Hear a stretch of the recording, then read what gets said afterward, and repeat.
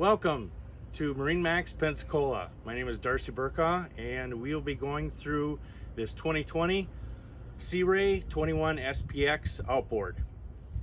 It is powered by a Mercury 154 stroke motor with hydraulic steering. You can see the back of the stern is inlaid with a SeaDek gray surround. Back compartments allow for plenty of back seating and also storage throughout underneath all the seats. Inlay cooler and in-floor storage. This boat comes with full covers and bimini top, as you see, and at the helm,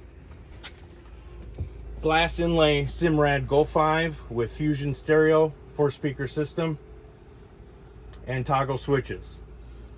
In the bow, have surrounding cushions, surround with internal speakers, and also walk-through storage in the port side.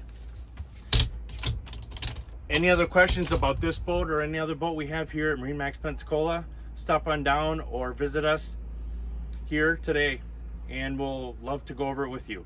Thank you again for this video.